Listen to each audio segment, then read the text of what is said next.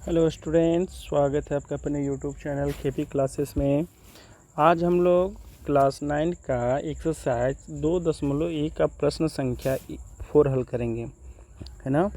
तो चलिए हम लोग शुरुआत करते हैं। क्वेश्चन क्या है कि निम्नलिखित बहुपदों में से प्रत्येक बहुपद की घात लिखना है ना। तो सबसे पहले हमको जानना होगा कि बहुपद की घात किसे कहते हैं। देखो बच्चों, बहुपद की घात किसे कहते हैं ये हम पिछली कक्षा में हमें सारी चीज़ों को हम बता चुके हैं। ऐसे भी हम आपको शॉर्ट में थोड़ा सा बता सकते हैं कि बहुपद के सबसे अधिकतम घात को हम क्या कहते हैं, बहुपद की घात कहते हैं। यानी आपके पास जो भी समीकरण दिया होगा उसका सबसे ज़्यादा जो पावर होगा वही आपका बहुपद का घात कहलाएगा। ठीक है, तो चलिए हम लोग शुरुआत करते हैं पहला क्वेश्चन से। क्वेश्चन क्या है कि 5x³ + 4x² + 7 है ना। तो इसका आंसर हम लोग को देना है कि अभी हम बताएं कि जिस समीकरण में सबसे ज़्यादा घात जिसका होगा वही आपका बहुपद की घात होगा। तो इसमें बहुपद की घात क्या हो जाएगा, बहुपद की घात आपका हो जाएगा, देखिए सबसे अधिक क्या है 3 है ना। 5 का x³ 4 का x²। तो यानी इसमें से सबसे ज़्यादा घात किसका है, 3 का है। तो इसका आंसर क्या हो जाएगा 3। ठीक है, इसका आंसर क्या हो जाएगा 4 - y²। तो इसका घात क्या हो जाएगा 2। तो ये हो जाएगा बहुपद की घात हो जाएगा 2। ठीक है, इसी प्रकार से इसका क्या हो जाएगा, यहाँ पर देखिए इसका घात आपको शो नहीं कर रहा है। तो जिस भी बहुपद का घात अगर आपको शो नहीं करता है उसका मान क्या होता है, 1 होता है। ठीक है, तो इसका हो जाएगा बहुपद की घात, बहुपद की घात बराबर 1। 1 सेकेंड बराबर 1। ठीक है, अब 4 क्वेश्चन आ जाते हैं। तो 4 क्वेश्चन क्या है कि सिर्फ 3 लिखा हुआ है, यानी सिर्फ एक अचर पद लिखा हुआ है। और अचर पद आपका बहुपद नहीं कहलाता। जब अचर के साथ आपका चर भी मिला रहेगा तभी आप उसको बहुपद कह सकते हैं। ठीक है, तो इसमें सिर्फ अचर पद दिया हुआ है, तो यानी हम कह सकते हैं कि इसका घात क्या है, 0 है, इसका घात नहीं है। तो बहुपद की घात क्या हो जाएगा, 0 हो जाएगा। ठीक है, अब चलते हैं नेक्स्ट क्वेश्चन की ओर।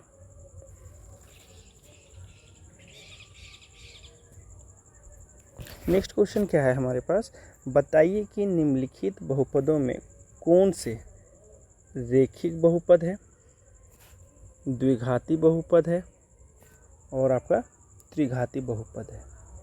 ठीक है, तो आप उस पिछला जो हम इसका बेसिक बताएं सबसे पहले, आप उस वीडियो में आप देख लीजिए कि रेखिक बहुपद किसे कहते हैं, द्विघाती बहुपद किसे कहते हैं और त्रिघाती बहुपद किसे कहते हैं। तो रेखिक बहुपद हम उसे कहते हैं जिसका घात 1 होता है। ठीक है, यानी पावर। ठीक है, जिसका पावर 1 होता है उसे रेखिक कहते हैं। जिसका पावर 2 होता है उसको हम लोग द्विघाती बोलते हैं। जिसका पावर 3 होता है उसे हम लोग त्रिघाती बोलते हैं। ठीक है, ठीक इसी प्रकार से हमारे पास ऑप्शन दिया हुआ है, तो हम लोग चलते हैं। तो पहला क्वेश्चन है x² + x, यह कौन सा घात है ना, कौन सा बहुपद है। तो हम लोग से देखिए इसका घात 2 है ना। तो यह क्या हो जाएगा, द्विघात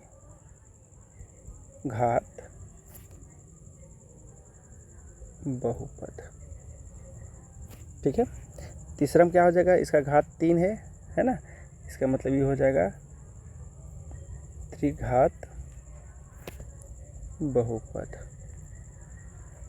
ठीक है, अब आते हैं थर्ड में। थर्ड में क्या हो जाएगा, 2, इसका घात 2 है।